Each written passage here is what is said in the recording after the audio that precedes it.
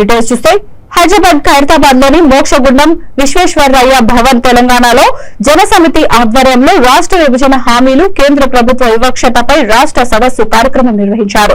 ఈ సందర్భంగా ప్రొఫెసర్ కోదండరాం మాట్లాడుతూ గత పాలకులు కేంద్ర ప్రభుత్వంకు అనేక విధాలుగా మద్దతు ఇచ్చారు, కానీ విభజన హామీలు విస్మరించారని అన్నారు. తెలంగాణలో ప్రజలు నియంత పాలనను అంతం చేశారని అన్నారు.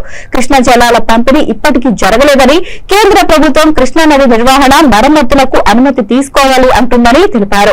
ఇప్పటికీ తెలంగాణలో ఏ ప్రాజెక్టు పూర్తి కాలేదని పేర్కొన్నారు. పాలమూరు రంగారెడ్డి నిర్మాణంలోనే ఉందని, ఆ ప్రాజెక్టు మీద ఆంధ్ర పాలకులు పూర్తిగా అధికారంలోకి తీసుకున్నారు. కృష్ణానది నీరు రాకపోతే తెలంగాణకి తాగునీరు అందే పరిస్థితి లేదని అన్నారు. తెలంగాణ రాష్ట్రం పూర్తిగా నిర్లక్ష్యంగా మారిందని, తెలంగాణ విభజన సరిగ్గా జరగలేదనే ధోరణితో కేంద్రం ఉందని అన్నారు. ఈ కార్యక్రమంలో తెలంగాణ జనసమితి నాయకులు తదితరులు పాల్గొన్నారు.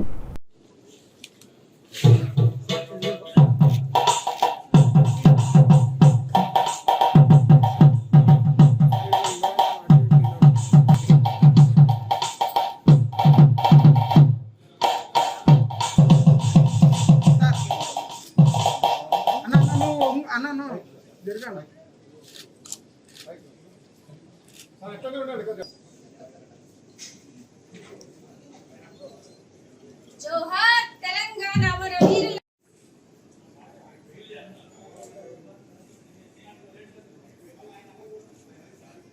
జోహార్ తెలంగాణ ఉద్యమ అమర వీరులకు, జోహార్ తెలంగాణ ఉద్యమ అమర వీరులకు.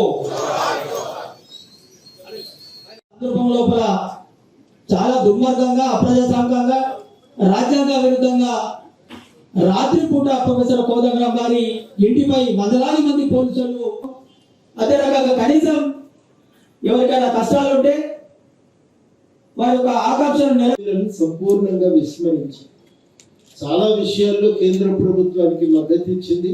ఆ విషయాలపైన చర్చకు మనం పోవటం లేదు, కానీ అంతగా మద్దతు ఇచ్చినప్పుడు మన హామీలను కూడా సాధించుకోవటానికి ఉన్న అవకాశాన్ని మాత్రం వాళ్ళు సంపూర్ణంగా దారి విడుచుకున్నారు.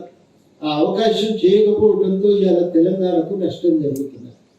అనేక విషయాల్లో తెలంగాణకు రావాల్సినటువంటి నిధులు కానీ, రావాల్సిన కంపెనీలు కానీ, రావాల్సిన వ్యవస్థలు కానీ, ఆఖరికి ఉద్యోగుల విభజన కూడా జరగలేదు.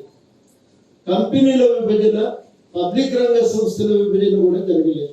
రాష్ట్ర స్థాయి సంస్థల విభజన కూడా పూర్తి కాలేదు. ప్రాజెక్టును ఇవాళ తెలంగాణకు, ఆంధ్ర ప్రాంతానికి ఉన్న అధికారాలను తీసేసుకొని నిర్వహించేటువంటి బాధ్యతలను కేంద్రం తన చేతిలో పెట్టుకుంది. నీటి పంపిణీ మాత్రం చేయలేదు. నీటి పంపిణీకి రాష్ట్ర పునర్వ్యవస్థీకరణ చట్టం అడ్డం అనేది వాళ్ళు లేవనెత్తుతున్న అభ్యంతరం.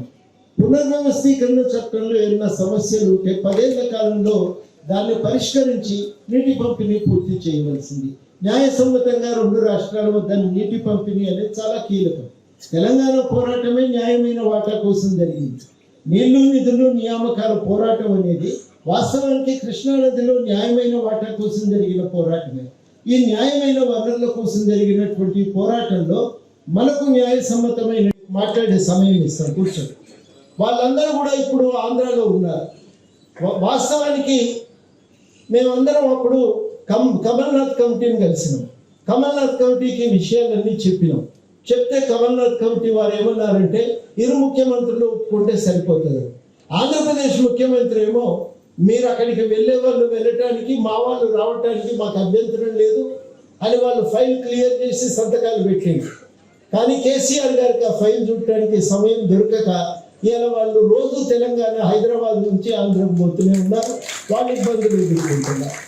పబ్లిక్ రంగ సంస్థల్లో విభజన గందరగోళం చేసింది. విద్యుత్ సంస్థలో విభజన గందరగోళం చేయటంతో చివరాఖరికి కోర్టులో కేసులు కూడా సరిగ్గా నడపకపోవడం